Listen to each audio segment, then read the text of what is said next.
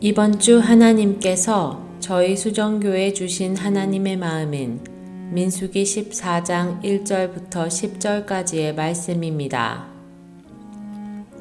온 회중이 소리를 높여 부르짖으며 백성이 밤새도록 통곡하였더라. 이스라엘 자손이 다 모세와 아론을 원망하며 온 회중이 그들에게 이르되 우리가 애굽 땅에서 죽었거나 이 광야에서 죽었으면 좋았을 것을 어찌하여 여호와가 우리를 그 땅으로 인도하여 칼에 쓰러지게 하려 하는가? 우리 처자가 사로잡히리니 애굽으로 돌아가는 것이 낫지 아니하랴. 이에 서로 말하되 우리가 한 지휘관을 세우고 애굽으로 돌아가자 하매 모세와 아론이 이스라엘 자손의 온 회중 앞에서 엎드린지라.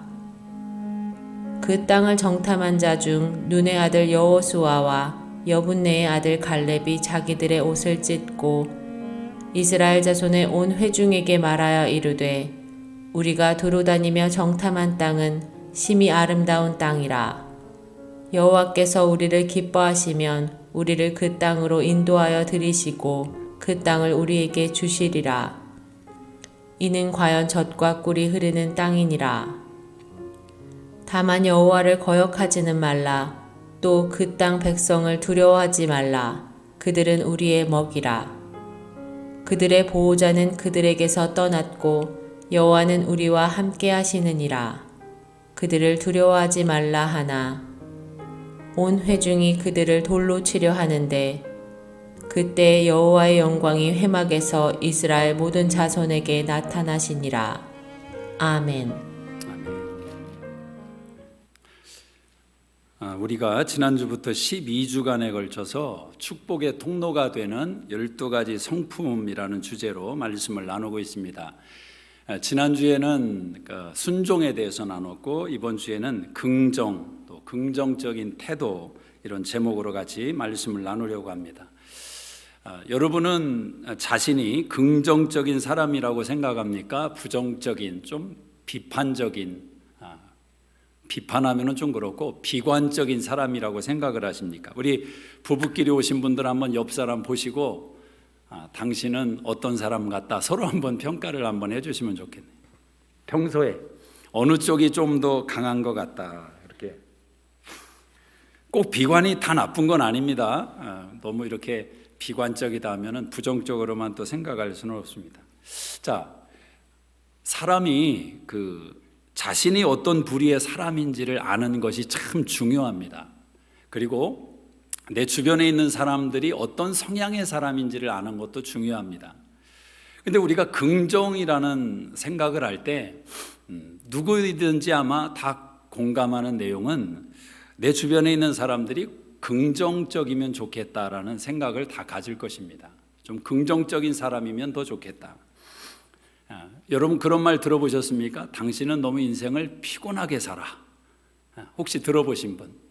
가족으로부터나 주변 사람으로부터 당신은 너무 인생을 왜 그렇게 피곤하게 살아? 그냥 가만히 있으면 되지 왜 그걸 그렇게 참견을 해서 옳은 말을 해서 힘들어하냐, 이제 그런 지적을 받을 수도 있습니다. 보이는 걸 어떻게 합니까? 보이는 걸 아는 것을 또 말하지 않을 수가 없겠죠. 자, 물론 그렇게 분별하고 아는 것을 이야기하는 것이 이제 인생 속에 필요하지만 담아내는 그릇이 무엇이냐가 또 중요한 문제입니다. 2차적인 문제이죠. 그러니까 옳은 말을 긍정에 담느냐 부정에 담느냐, 이게 또 중요한 하나의 이슈가 되는 것입니다. 사람은 긍정의 사람을 원합니다. 직장에 가서도 직장 상사가 또 직원이 밑에 있는 사람들이 긍정적인 사람인 것을 원하죠. 그런 사람과 일을 할 때 또 시너지가 납니다. 매사에 만약에 지적을 당한다, 우리 세상에서는 지적질한다 뭐 그렇게 표현하더구만요. 근데 상사가 늘 지적만 한다고 생각해 보십시오. 보고서 하나만 가지고 가면 한 번도 잘했다고 칭찬하는 적이 없고 끄집어내서 지적을 한다. 참 직장 생활이 얼마나 힘들을까. 남편이 늘 가정에서 지적을 한다고 생각해 보십시오.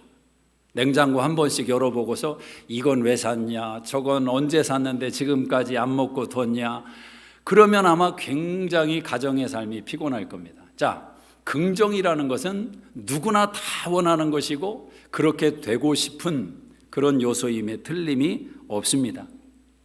지그 지글러라는 교수님이 계신데 이분이 정상에서 만납시다라는 책에서 한 사례를 소개를 합니다. 한 여성이 이분을 찾아와서 직장에 대해서 불평을 막 늘어놓는 것입니다. 너무너무 나는 다니기 싫고 회사도 마음에 안 들고 일하는 사람들도 마음에 안 들고 뭐 그렇게 불평을 늘어놓았습니다. 그때 이 지그 지글러 교수님이 딱 대답하기를 앞으로 당신의 삶이 참 힘들어질 것 같습니다. 그렇게 이야기를 하는 겁니다. 그러니까 위로받으러 왔는데 이게 하나 더 돌을 얹은 느낌이 드는 것입니다. 아니 왜 그렇게 말씀하시냐고.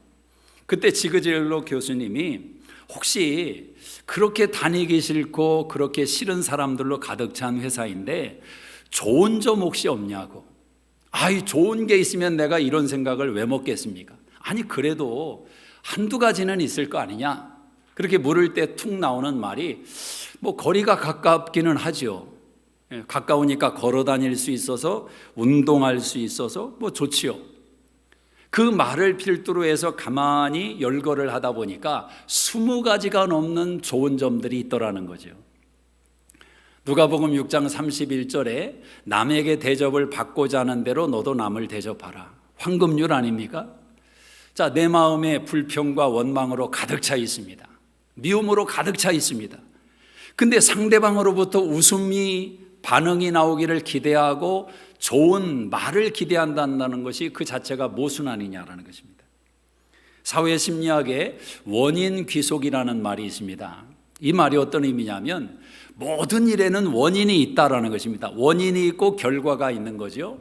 자, 그런데 사람은 그 원인을 어떤 사실에 근거해서 원인을 생각하는 것이 아니라 자기 마음으로 원인을 결정해 버린다는 겁니다. 그래서 어떤 사람들은 모든 원인을 자기에게 집중시키는 사람들이 있다는 겁니다.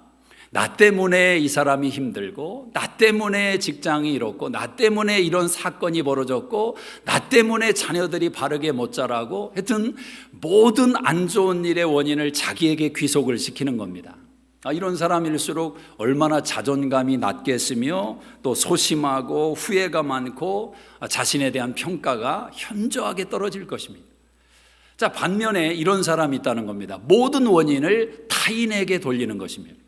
사실이 중요한 것이 아니라 이것은 저 사람 때문에 생긴 것이고 이것은 저 사람 때문에 생긴 문제이고 이것은 나라 문제이고 이것은 누구 문제이고 모든 원인의 제공을 타인에게서 찾는다라는 거죠. 이런 사람은 원망으로 불평으로 가득 차게 될 것입니다. 참 신기한 것은 부정적인 감정이라는 것은 상승작용에 힘이 있습니다. 그래서 여러분 마음속에 원망을 한다든지 미움을 품었을 때 그 미움이 그 자체로 소멸되는 것을 경험해 보셨습니까? 아니면 점점 확대되는 것을 경험해 보셨습니까? 점점 확대되는 거죠. 그것이 습관화되고 그것이 성품화되고 더 무서운 것은 그 원망과 미움과 불평이 집단화될 수 있다는 것입니다. 나 하나의 문제로 끝나는 것이 아니라 내 주변 사람들의 감정과 사고체계를 다 주장해 버린다는 거죠. 오늘 본문의 이야기가 사실은 그런 이야기를 담아내고 있는 것입니다. 자, 가나안 땅을 정탐하고 온 12명이 와서 백성들에게 보고를 했습니다. 근데 이 10명의 마음속에는 부정적인 비관적인 생각이 가득 찼습니다. 그래서 우리는 저 땅에 들어갈 수가 없고 그들은 큰 장대와 같이 거인들이고 우리는 그들의 보기에 메뚜기와 같아 우리는 광야에서 죽을 수밖에 없다. 이 부정적인 보고를 내놓았습니다. 그때 이스라엘 온 백성이 밤새도록 통곡했다고 성경이 말씀합니다. 여러분 부정의 영향이 얼마나 강한지 아시겠죠? 10명의 보고를 받고 수백만 명이 밤새도록 울었다라는 것입니다. 절대 부정을 쉽게 생각하면 안 됩니다. 부정적인 한 사람과 긍정적인 5사람이 모여서 공동체를 형성했습니다. 우리 생각에는 긍정이 부정을 삼킬 것 같습니다. 그러나 시간이 좀 지나고 나보면 한 사람 한 사람 야금야금 부정의 생각으로 부정의 공격하에 넘어가게 된다라는 것입니다. 긍정보다 부정이 강하다라는 것입니다. 여호수아와 갈렙은 긍정의 사람이었습니다. 하나님이 저 땅을 우리에게 주셨고 하나님이 함께 하시기 때문에 우리는 하나님이 마련해 주신 밥을 먹으러 가자는 것입니다. 그들은 우리의 밥이다, 먹잇감이다라고 여호수아와 갈렙은 이야기를 했습니다. 자, 부정과 긍정의 현저한 모습이 있었지만 오늘 10절의 말씀에 보니까 이스라엘 백성들이 여호수아와 갈렙을 돌로 쳐 죽이려 했다라는 것입니다. 사람은 부정에 대한 반성과 묵상으로 긍정의 사람이 될 수는 없습니다. 내가 이걸 끊어내야 되는데, 나는 이걸 하기 싫은데, 이 습관과 이런 기질을 나는 싫어하는데 그걸 이겨내 보려고 묵상하고 생각하고 반성할 수 있습니다. 그러나 그렇게 해서 긍정을 만들어내지 못합니다. 여러분, 자녀를 양육할 때도 자녀의 부정적인 요소를 부모는 못 견뎌합니다. 너 왜 그러냐? 너 왜 이걸 못 고치냐? 그 부정적인 요소를 강조하면서 자녀를 긍정으로 만들어가려 하지만 쉽지 않단 말입니다. 너 때문에 엄마가 아주 못 살겠다, 이런 표현 해보셨습니까? 참고로 자녀들도 함께 못 살겠다고 이야기를 하는 것입니다. 이 부정으로 긍정을 만들어낼 수가 없습니다. 오히려 긍정의 모습을 보여주고 긍정의 방향을 제시해서 그걸 나름대로 따라가다가 보니까 내 안에 있는 부정적인 요소가 사라진 것을 경험하게 되는 것입니다. 그래서 부부 사이에도 부모와 자녀와의 관계 속에서도 상대방으로 인해서 불편함이 있고 상대방으로 인해서 다툼이 있는 요소가 있을 때 그 내용을 수면 위에 올려놓고 책상 위에 올려놓는 것은 어리석은 것입니다. 사람은 그렇게 간단하지가 않습니다. 오히려 그 내용의 반대가 되고 긍정적인 요소를 행할 수 있도록 격려하고 동기를 부여해서 자연스럽게 그 긍정이 부정을 이겨내도록 만드는 것입니다. 오늘 본문의 이 말씀은 단순히 가나안 땅을 들어가고 들어가지 못하고의 문제를 뛰어넘어서 오늘 이 성경을 대하는 모든 그리스도인들에게 아주 중요한 레슨을 제시하고 있다는 것입니다. 여러분, 기독교 신앙은 비관과 긍정 사이에서 어느 쪽이 강하다고 생각을 하십니까? 비관과 긍정 사이에서 기독교는 어느 쪽이 강합니까? 기독교 신앙은 이 두 가지를 함께 붙들고 있다는 것을 잊지 마셔야 됩니다. 통합적인 비관과 긍정의 요소가 있습니다. 여러분, 십자가가 긍정입니까? 부정입니까? 십자가는 부정입니다. 누가 죽음을 긍정으로 보겠습니까? 그곳에 모욕이 있고 치욕이 있고 조롱이 있고 침뱉음이 있고 하나님의 아들이신 예수님이 십자가에서 받은 그 저주는 부정입니다. 그걸 긍정으로 볼 수는 없는 것입니다.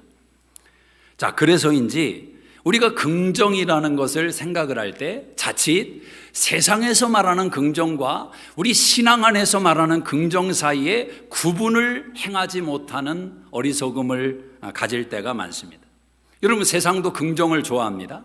세상 사람들도 긍정적인 사람들이 참 많습니다. 오히려 교회 다니고 예수 믿는 사람보다 더 밝게 긍정적으로 사는 사람이 얼마나 많습니까?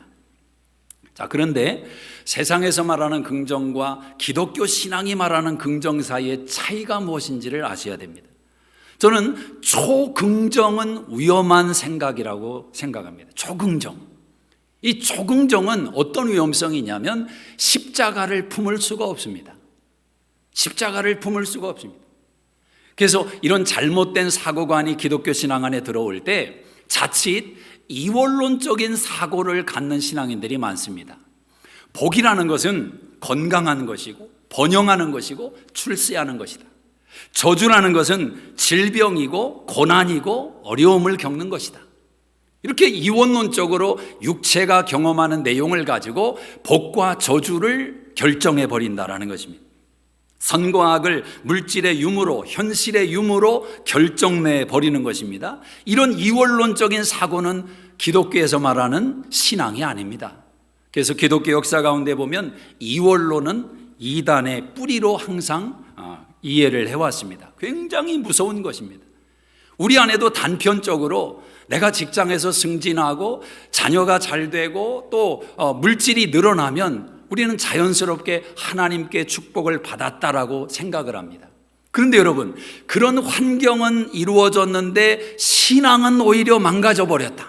그것 때문에 하나님을 등지고 성경을 멀리하고 기도도 멀리하고, 그런데 현실만 좋아졌다는 것 때문에 나는 하나님께 복을 받았다, 이 생각을 갖는다면 그 자체가 심판이고 저주가 될 수 있단 말입니다.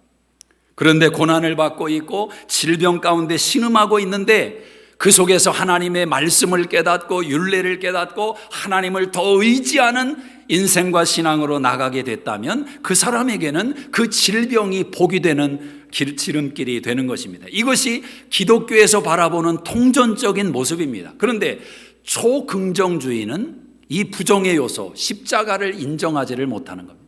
우리 가까운 휴스턴에 긍정의 메시지로 유명한 목사님이 계십니다. 이분이 미국에서 아마 가장 큰 규모의 교회, 가장 많이 모이는 사람들을 대상으로 설교하는 분입니다. 이분은 긍정의 메시지입니다. 10년이 넘도록 15년 가까이 줄기차게 긍정의 메시지를 증거합니다. 실제로 이분의 메시지를 듣고 내면이 밝아지고 삶이 밝아지는 변화를 사람들이 경험합니다. 정말 긍정적입니다. 여러분, 마음이 울적할 때는 그분 설교를 한번 꼭 들어보시기를 바랍니다. 저도 이렇게 설교를 듣고 나면 굉장히 마음이 밝아지고 뭔가 이렇게 좀 따뜻해지는 것을 실제로 느꼈습니다. 굉장히 그 부분에 있어서는 탁월한 분임에 틀림이 없습니다. 그런데 많은 저명한 기독교 복음주의 리더분들로부터 굉장히 질타를 받고 심지어 어떤 분들은 이단으로 취급하는 그런 견해도 있습니다. 그럼 왜? 너무 커지니까, 너무 번성하니까 질투해서 그러는가? 우리가 그렇게 단적으로 생각할 수 있겠지만 이유는 이것입니다. 그분은 지금까지 10수년을 설교해 오면서 십자가의 설교를 단 한 번도 안 했습니다. 십자가의 설교를 멘션도 안 했습니다. 한 번은 앵커를 만나서 유명 텔레비전 토크쇼에 나가서 이제 대면을 하는데 앵커가 그렇게 물었습니다. 당신은 몰몬교인들이 또 이슬람 사람들이 천국에 갈 수 있다고 생각합니까? 없다고 생각합니까? 근데 이분이 놀랍게도 뜻밖의 I don't know라고 했습니다. 그러면서 이렇게 반응을 보였습니다. 나는 예수님을 구주와 주님으로 믿어서 나는 천국에 간다는 확신이 있습니다. 그렇지만 다른 사람과 다른 종교인들이 어떻게 되는지에 대해서는 나는 말하고 싶지 않습니다. 그것은 내 영역이 아닙니다. 그렇게 반응을 보이는 것입니다. 언뜻 보기에는 포용력 있어 보이고 굉장히 마음이 넓은, 그릇이 넓은 사람으로 이해할 수 있지만 여러분, 그 말은 무서운 말 아닙니까? 우리 예수님의 지상 명령이 땅끝까지 가서 내 복음을 증거해라. 예루살렘과 유대와 사마리아와 땅끝까지 이르러 내 증인이 되라. 그래서 제자들은 목숨을 내던졌고 2, 3년 내에 순교하는 그런 인생의 길을 걸어간 제자들이 다반사인데, 그런 것을 다 내 영역이 아니라고 말한다면 내가 믿고 있는 그 신앙이 무엇인지를 점검해야 되는 것 아닙니까? 근데 저는 이렇게 진단이 됐습니다. 왜 십자가 얘기가 안 될까? 그것은 그분이 믿고 있는 초긍정의 생각 때문에 그렇습니다. 너무 긍정을 믿고 긍정으로 치닫다 보니까 십자가를 말하는 것이 내 안에서 충돌이 일어나는 것입니다. 여러분, 그런 경우 있죠. 내가 믿고 있는 신념의 체계가 있는데 다른 어떤 신념의 체계가 들어왔을 때 이게 뒤섞이는 순간 성숙한 사람은 그 속에서 고뇌하며 아파하다가 다른 아름다운 결정체를 만들어내지만, 그런 과정을 겪는 것을 꺼려한다면 그 자체를 지켜내기 위해서 방어를 하다 보면 오버하게 되는 거죠. 아마도 그런 면이 그런 극단적인 모습으로 흘러가지 않나 생각을 합니다. 자, 초긍정의 문제, 이것은 우리의 신앙에서 말하는 긍정과 거리가 먼 것입니다. 만약 그렇다면 사도 바울처럼 질병을 끌어안고 3번 기도했는데 내 은혜가 내게 족하다, 그렇게 말씀하신 그 은혜를 붙들고 살았던 사도 바울은 성경에서 어떻게 되는 것입니까? 고난받는 것이 내게 유익이라 이로 내가 주의 율례를 깨달았다고 말하는 시편 기자의 고백은 어떻게 되는 것입니까? 때로는 주님께서 복음과 함께 고난을 받으라, 이런 말씀을 어떻게 받을 수가 있겠습니까? 초긍정은 위험한 것입니다. 또 반대로 초현실도 위험한 것입니다. 어떤 신앙인들은 신앙에 있어서 초현실적인 신앙을 추구합니다. 주님이 십자가의 고난을 받으셨고 그 길을 걸어가셨는데 내가 어떻게 기뻐할 수 있으며 어떻게 이 땅에서 평안을 누릴 수 있느냐는 것입니다. 나를 부인하고 십자가를 지고 날마다 회개하며 오늘도 회개하고 내일도 회개하고, 아니 하루 24시간 동안 계속 회개해야 된다, 회개해야 된다. 그렇게 하면서 자기를 올가매며 채찍질하며 신앙의 구도를 이어갑니다. 자, 겉으로 바라볼 때는 굉장히 희생적이고 헌신적인 신앙 같습니다. 근데 여러분, 그 초현실적인 신앙 속에도 큰 모순이 있다는 것을 아십니까? 어찌 보면 가장 교만이 그 속에 담길 수가 있습니다. 나는 보통 사람들과 다르다는 겁니다. 편안하게 예수 믿는 것 같고 또 웃음꽃을 만발하며 신앙생활하는 사람들을 보면 저건 가짜다. 예수님의 십자가를 생각한다면 어떻게 저렇게 살 수가 있느냐? 교만하며 판단하는 초현실적인 신앙인들이 의외로 또한 많습니다. 저는 이 극단은 다 문제라고 생각을 합니다. 이 내용들이 물론 복음 속에 다 담겨 있습니다. 긍정의 요소가 담겨 있고 또 고난과 또 십자가의 그 내용이 담겨 있습니다. 그러나 신앙의 방향을, 신앙의 정직한 방향을 어떻게 잡느냐가 중요합니다. 만약 우리가 이 땅에서 고난받고 이 땅에서는 아무 낙이 없이 살다가 오직 천국에 가서 하나님이 주시는 상급만을 받을 때, 그때 모든 이 땅의 내용들이 해결되고 보상을 받는다라고 하면, 빌립보서에서 바울이 감옥 안에서 기뻐하라고 권면하는, 어떤 현실 속에서도 감사하고 기뻐하라, 내 형제를 사랑하며 기뻐하라, 마음의 평강 가운데 하나님이 너를 지켜주신다, 염려하지 마라, 두려워하지 마라, 내 하나님은 내 필요를 다 하시고 채우신다. 그 하나님을 어떻게 이해할 수 있느냐는 겁니다. 히브리서 12장 2절에 보면 예수님은 앞에 있는 즐거움을 위하여 십자가를 참으셨다고 말을 합니다. 저는 그것이 우리가 믿는 신앙의 가장 아름다운 모습을 담아낸다고 생각합니다. 앞에 있는 즐거움을 위하여 십자가를 참으셨다. 그때 십자가는, 겉으로 보이는 십자가는 고난이죠. 부정입니다. 비관적입니다. 그러나 그 십자가의 알맹이 속에는 기쁨이 있고 승리가 있고 미래가 있었다라는 것입니다. 복음 안에서 긍정을 이해하셔야 됩니다. 십자가와 부활이 다 담겨있는 긍정. 그러므로 1차적으로 성도는 자신의 삶이 평안하기를 구해야 합니다. 복된 삶을 구해야 합니다. 할 수만 있다면 그와 같은 삶 안에 자신을 채우는 인생이 되어야 하는 것입니다. 하나님을 이해하실 때 하나님이 좋은 분으로 믿어져야 합니다. 하나님은 미래와 희망을 주시는 분으로 믿어져야 합니다. 하나님이 저주를 주시고 질병을 주시고 고난을 주시는 분이 아니라 하나님은 내 인생에 미래를 주시고 소망을 주신다. 그렇게 믿어야 합니다. 하나님은 내 필요를 채우신다는 겁니다. 30배, 60배, 100배의 결실을 거두게 하신다는 것입니다. 그러나 동시에 그 주님 때문에 고난을 받을 수도 있다라는 것입니다.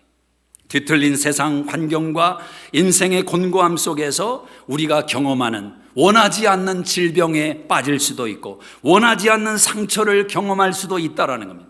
여러분, 아무리 여러분이 선하고 옳게 살아도, 아무리 주의 말씀대로 살려고 몸부림을 쳐도 악한 자의 그늘 안에 들어갈 수가 있는 것입니다.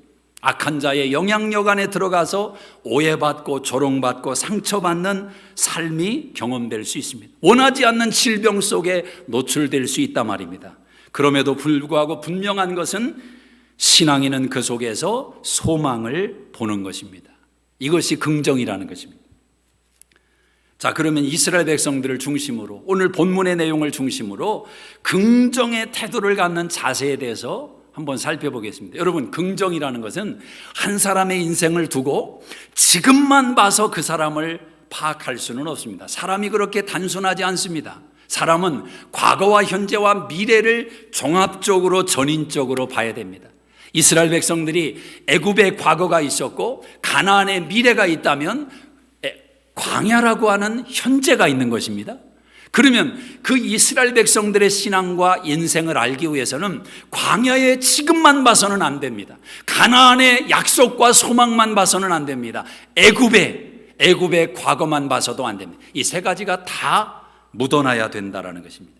그 속에서 한 사람의 인생을 발견하게 되는 것입니다. 그래서 저는 긍정이라는 단어를 기독교 용어로 이렇게 정의하고 싶습니다. 긍정이 뭐냐?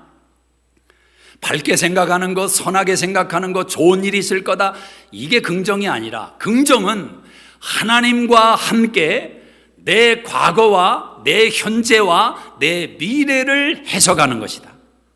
긍정은 하나님과 함께 내 과거와 내 현재와 내 미래를 해석하는 것이다. 이게 긍정이라고 생각합니다. 자, 먼저 과거에 대해서 한번 생각해 보십시다. 신앙은 하나님을 알고 인간을 알아야 되는 것 아닙니까? 하나님을 배우는 것이 신학이라고 합니다. 신학교에 가면 하나님을 알아가는 것입니다. 하나님을 배우는 것입니다. 근데 동시에 하나님만 알아서 설교할 수 있을까요? 사실은 저는 신학교 교육을 배울 때 신학도 중요한데 인문학을 많이 배웠으면 했었습니다. 철학도 배우고 역사도 배우고, 그건 신학교를 벗어나서 배우도록 가이드가 되는데 사실은 그 두 가지가 공이 필요하다고 생각합니다. 하나님을 아는 만큼 인간을 알아야 됩니다. 결국 인간을 상대로 설교하는 것이고, 인간이 인간과 함께 모여 하나님을 섬기는 것 아닙니까? 여러분, 사람이 나도 나를 모르는데 남이 나를 알겠습니까? 저는 유행가 가사지만 참 진리라고 생각합니다. 많은 사람들이 자기를 모릅니다. 그러면서 인생을 살아갑니다. 내 삶이라고 인생을 살아간단 말입니다. 나를 모르는데. 그래서 신앙인은 빨리 하나님을 알고 자기를 아는 지혜가 필요합니다.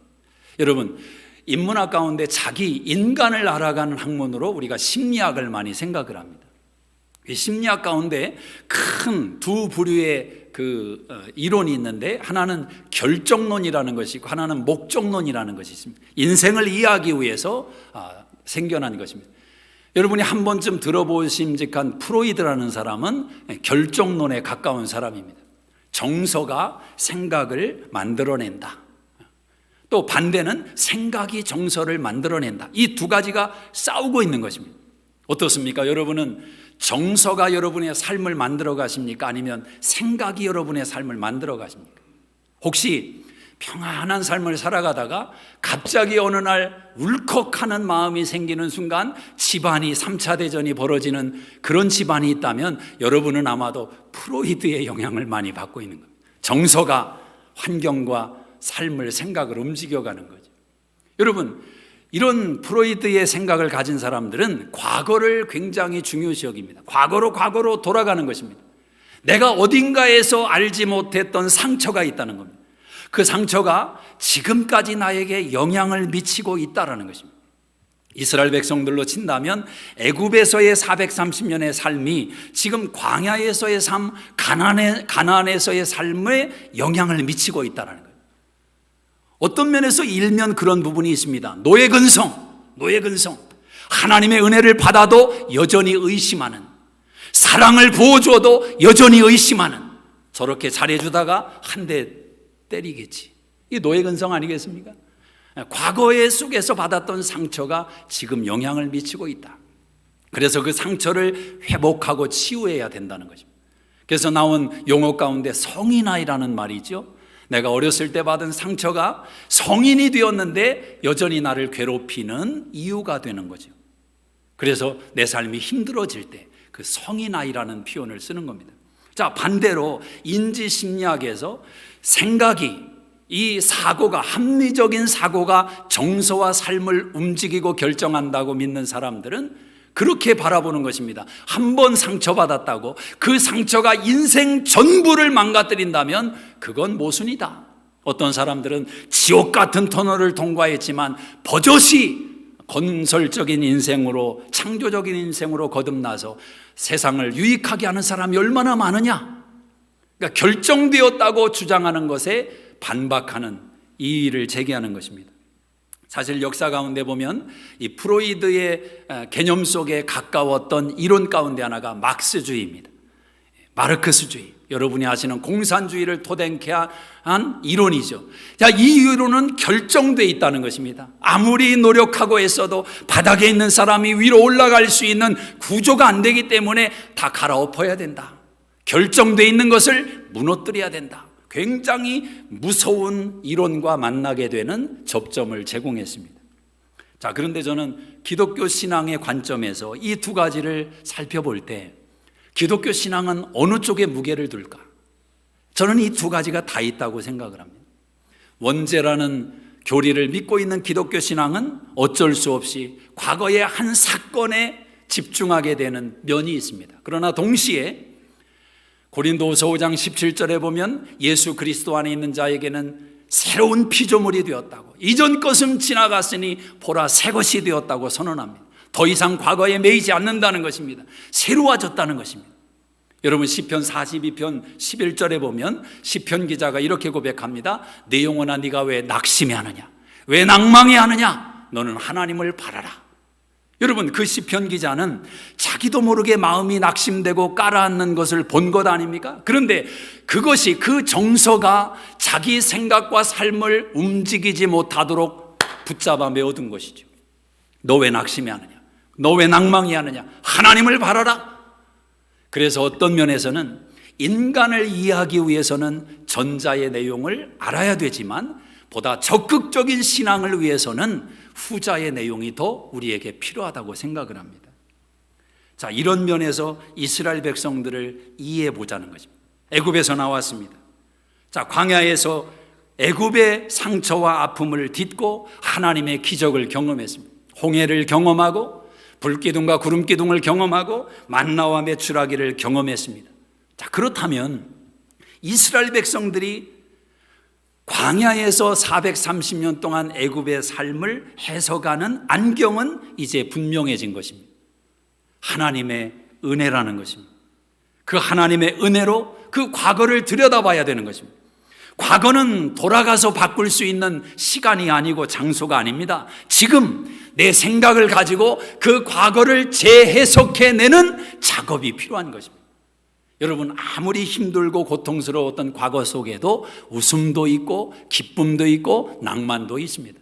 애굽의 노예 생활이라고 해서 사랑이 없겠습니까? 거기에 웃음이 없겠습니까? 낭만이 없겠습니까? 인생은 모든 것이 희노애락이 공존하며 삶을 만들어내는 것입니다. 그런 면에서 본다면 여호수아와 갈렙 보십시오. 어떻게 고백을 합니까? 자, 8절을 한번 읽어보겠습니다. 8절 시작. 여호와께서 우리를 기뻐하시면, 그렇습니다. 자, 여호와께서 우리를 기뻐하시면, 그럼 사람들은 질문합니다. 왜 기뻐할까? 왜 기뻐할까? 여러분 자녀들이 어릴 때 부모가 야, 엄마 아빠가 너 정말 기뻐하고 너 사랑한다. 그럼 자녀들은 그 사랑과 기쁨을 그대로 받지를 못합니다. 그때 원인을 생각합니다. 조건을 생각합니다. 왜 사랑할까? 왜 기뻐할까? 여러분 이스라엘 백성들이 하나님의 기쁨을 받을 조건이 무엇입니까? 왜 하나님이 그들을 기뻐합니까? 왜 그들을 사랑합니까? 이유는 없습니다. 하나님의 전적인 은혜였습니다. 신명기 7장 8절에 다만 이스라엘을 사랑하심을 인하여, 이게 은혜라는 것입니다. 여러분 기독교 신앙이라는 것은 내가 과거를 들여다보면서 적어도 확실하게 붙잡아야 될 내용 중에 하나가 뭐냐면 어떻게 하나님이 나를 사랑하셨는가, 이 물음 앞에 은혜라는 단어를 내놓으셔야 됩니다. 다른 조건이 없어요. 은혜. 그 은혜에 대한 감사가 여러분의 과거를 해석하는 안경이 되는 것입니다. 하나님께서 홍해를 가르시고 이스라엘 백성들을 애굽에서 살려내셨습니다. 그것이 그들의 출발점이 되고 시작점이 되는 것입니다. 여러분이 은혜 속에서 인생을 생각할 때 사실 그렇습니다. 내가 지금 존재하니까 과거도 생각할 수 있는 것 아닙니까? 산 개가 죽은 사자보다 난 것입니다.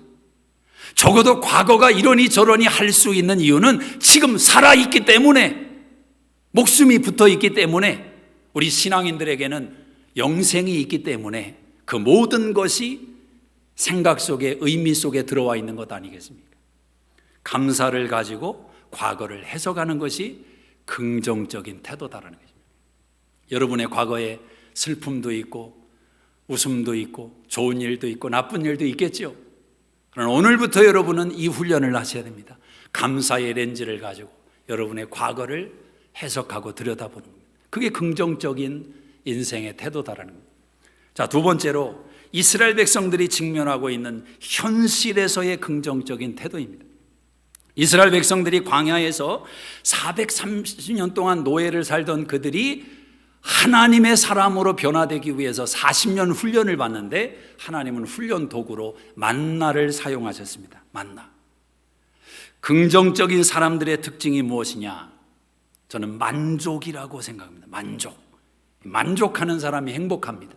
하나님은 이스라엘 백성들을 40년 동안 훈련하시는데 만족하는 훈련을 시키는 겁니다. 만족하지 못하는 사람들의 특징이 무엇입니까?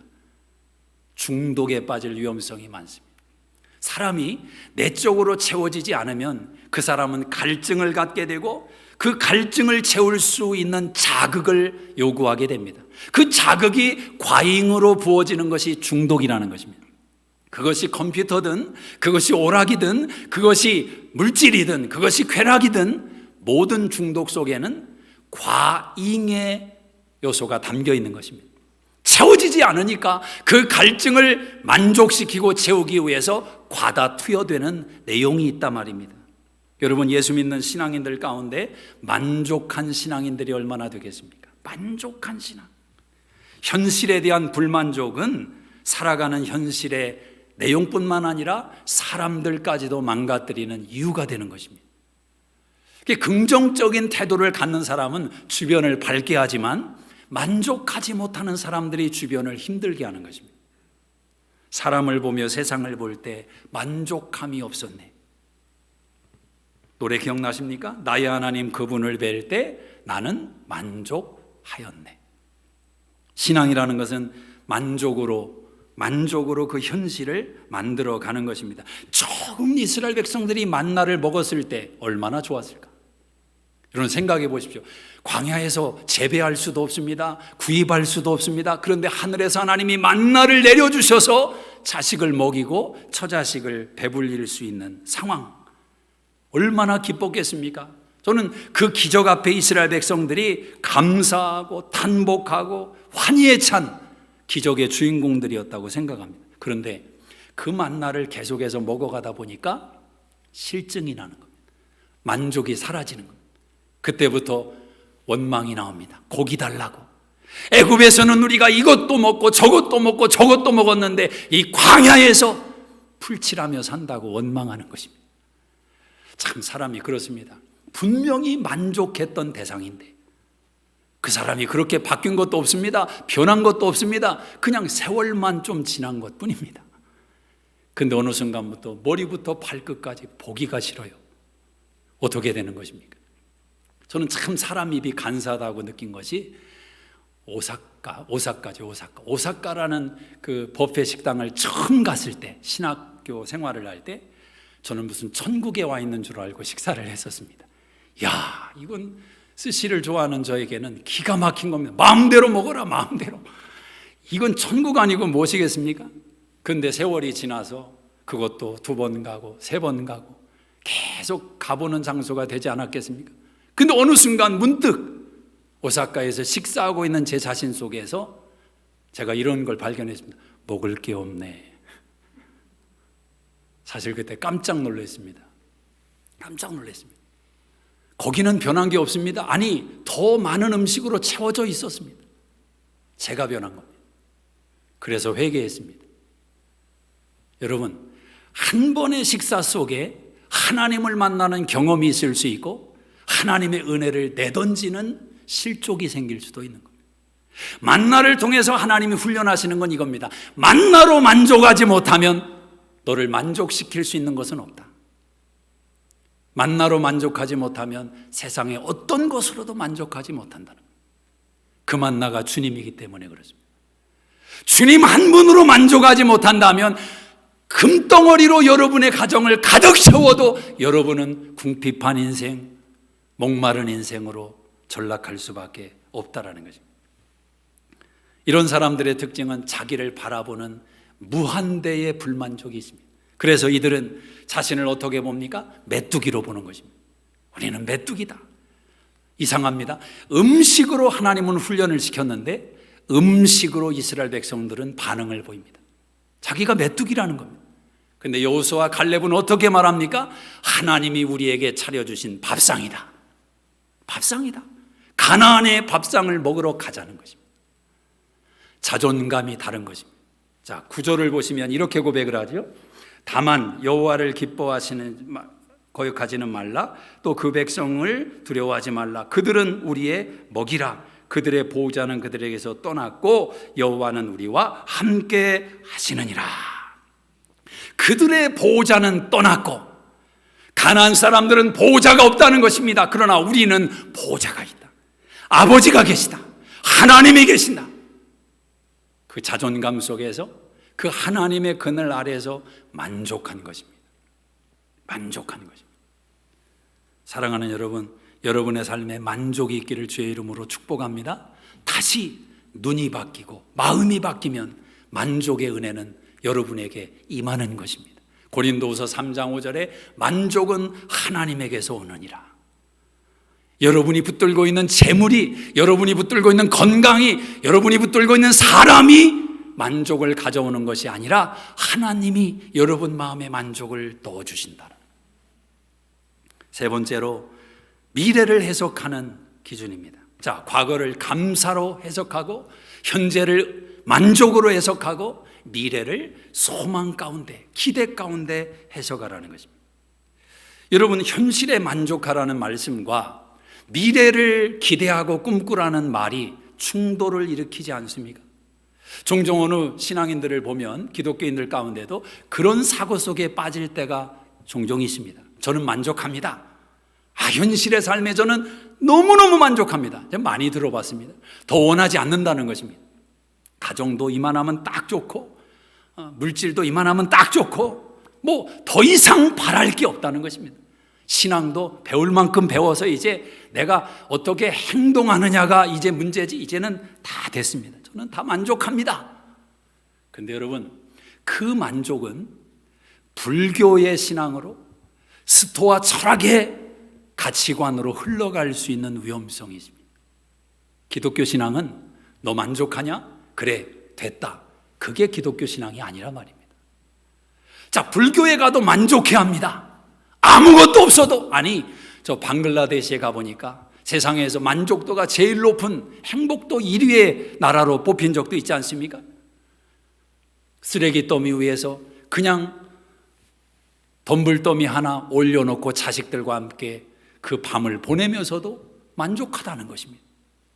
여러분, 그것이 만족이기 때문에 여러분은 그 만족을 따라서 그곳에 가시겠습니까? 그런 삶을 사시겠습니까? 기독교 신앙은 그 만족을 이야기하는 게 아닙니다. 지금 만족하라는 것입니다. 만나에 대해서 만족해라, 감사해라. 그러나 가나안의 밥상을 기대하라는 것입니다. 이 두 가지의 역설을 여러분이 잘 붙드시기를 바랍니다. 한 달란트 받은 자가 한 달란트에 만족하고 나는 더 이상 만족 이상의 불만족이 없습니다. 그대로 주인 오면 드리겠습니다. 그때 주인이 뭐라고 말을 합니까? 이 악하고 게으른 종아, 악하고 게으른 종아. 그건 만족이 아니라 말입니다. 오늘 여러분의 인생이 이만하면 됐습니다. 그렇게 살다가 하나님 앞에 서기를 하나님은 원치 않는다는 것입니다. 여러분이 삶에 만족하시더라도 여러분의 삶 속에서 하나님이 예비하신 미래의 내용들을 기대하며 꿈꾸며 소원하고 기도하고 달려가는 신앙이 필요하단 말입니다. 자, 그렇지만 어려운 일을 경험할 때 큰 사건이나 불행 속에서 우리는 어떤 자세를 먹어야 되는가? 긍정적인 사람은 그 미래를 어떻게 해석할 것인가? 영속성과 파급성이라는 용어가 있습니다. 이 용어를 어떻게 이해를 하시냐면 나쁜 일을 경험할 때 부정적인 사람들일수록 영속성, 파급성의 사고를 갖는다는 것입니다. 하나의 사건이 모든 것을 다 결정하는 것처럼 그런 사람이 있죠. 작은 문제가 일어났는데 큰일 났다고, 이제 끝났다고 막 끝났다, 큰일 났다, 죽는다 이런 말을 너무 쉽게 하는 사람들. 아무 일도 작은 일인데 과거에 받은 상처 하나가 있습니다. 근데 허구한 날 그 상처를 죄송합니다 울고 먹는 것입니다. 조금 그러면 당신 그때 그랬잖아, 당신 그때 그랬잖아. 아니 그거 해결 받습니다. 그럼 더 이상 거론하면 안 되는 거죠. 근데 자꾸 영속적으로 그 사건을 파급을 몰고 가는 것입니다. 그 일 하나로 멈추는 것이 아니라 삶 전체를 뒤흔들어 버리게 만드는 이 부정적인 사고의 특징이라는 것입니다. 그러나 긍정적인 사람들은 어려운 사건을 직면합니다. 고난을 직면합니다. 그러면 그것을 영속적으로 보는 것이 아니라 그 사건 속에서 의미를 찾는 것입니다. 하나님의 뜻을 발견하는 것입니다. 그리고 이렇게 생각하는 겁니다. 이 또한 지나갈 것이다. 파급되지 않는다는 것입니다. 이것은 이것이고 내 삶 전부는 여전히 하나님의 보호 아래에 있다는 것입니다. 여러분, 하나를 잃었다고 해서 99가지를 다 잃어버리는 건 아니지 않습니까? 긍정적인 사고와 부정적인 사고의 반응이다라는 거죠. 오늘 이스라엘 백성들은 가나안을 두고도 전혀 다른 반응을 보입니다. 여호수아와 갈렙은 우리의 밥이다, 하나님이 예비하신 밥이다, 밥상을 먹으러 가자는 것입니다. 그 속에 하나님의 미래가 담겨 있고 하나님의 소망이 담겨 있지 않습니까? 물론 이 두 사람도 현실적인 장벽을 모르는 것이 아닙니다. 가나안의 사람들이 장대와 같고 그들과 싸워야 되는 숙제가 남아있는 것을 압니다. 현실을 부정하는 것이 아닙니다. 그렇지만 하나님이 더 크게 보이는 걸 어떻게 합니까? 똑같은 장미꽃을 보고도 가시만 바라보면서 찔린다고, 잡을 수가 없다고, 저건 몹쓸 꽃이라고 그러는 사람이 있는가 하면 그 꽃을 바라보면서 기쁨의 환희를 누리는 사람이 있지 않겠습니까? 여러분, 미래를 내다보면서 여러분 마음속에 기대감이 있습니까? 소망이 있습니까? 하나님이 무엇을 준비하셨을까? 고린도전서 2장 10절에 하나님 사랑하는 자에게 예비하신 것은 눈으로 보지 못하고 귀로 듣지 못하고 생각지도 못한 좋은 것을 주시는 하나님, 그 하나님을 기대하십니까? 이제 내가 나이가 있는데 뭘 또 기대를 하겠습니까? 제가 이번 주에 김영석 교수님의 또 강의 하나를 좀 들었습니다. 102살이시죠 이분이? 근데 이분이 강의를 하면서 그러시더라고요. 사람이 30까지는 배우는 것이고 30부터 60까지는 일하는 기간이고 60부터 75까지는 사회에 봉사하는 기간이다. 그래서 본인은 60에 철이 났답니다. 그리고 60부터 75까지가 본인의 전성기였다. 그리고 75부터 90까지는 그 전성기의 내용을 가지고 그냥 유지하는 단계, 그게 90까지였다고 고백을 합니다. 그분 고백이 그렇습니다. 이렇게 건강하게 오래 살 수 있었던 것은 일하면서 생각하고 공부하고 공부하면서 생각하고 일하고 일과 공부를 지금까지도 지속한다라는 거예요. 정신의 세계는 멈춤이 없답니다. 제 얘기 아닙니다. 100세를 살아보신 분의 얘기. 아니 산 사람이 그렇게 얘기하는데 들어야 될 것 아닙니까? 100세를 살아보니까 60이 되니까 이제 철이 좀 나더라. 그리고 지금까지도 정신은 계속해서 배울 수 있고 계속해서 성장해 가더라. 여러분, 원고 하나 안 보는데도 입에서 나오는 말씀 하나하나가 그대로 책으로 내도 되겠더라고요. 그래서 그분 하시는 말씀이, 이제는 몸은 쇠하여지기 때문에 더 높아지고 있는 정신이 쇠해지는 짐과 같은 육체를 조심스럽게 끌고 살아가는 게 지금 자기의 현실이라는 거예요. 미끄러운데 조심해라, 빨리 걷지 마라. 정신이 이 쇠해져가는 육체를 잘 컨트롤하면서 사신다는, 이분이 크리스찬입니다. 아주 신앙이 깊은 독실하신 분입니다.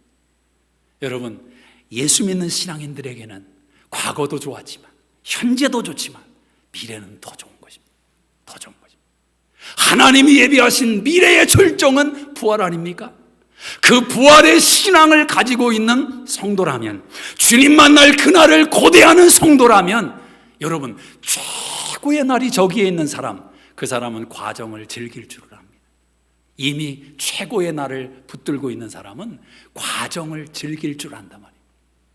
드라마의 끝을 아는 사람은 과정에 지지고 볶고 그 다 있어도 즐길 줄을 아는 겁니다. 놀라지 않습니다. 내 인생의 최고의 날은 아직 오지 않았다. 하나님이 우리 가정을 향한, 우리 교회를 향한 최고의 날은 아직 오지 않았다. 하나님이 무엇을 예비하셨을까? 가나안의 밥상은 어떤 밥상일까? 여러분, 40년 동안 만나를 먹었는데, 메추라기를 먹었는데, 가나안에 가서는 만나는 끝나버리더라고요. 도착하자마자 거기는 고기가 나옵니다. 거기는 생선이 나옵니다.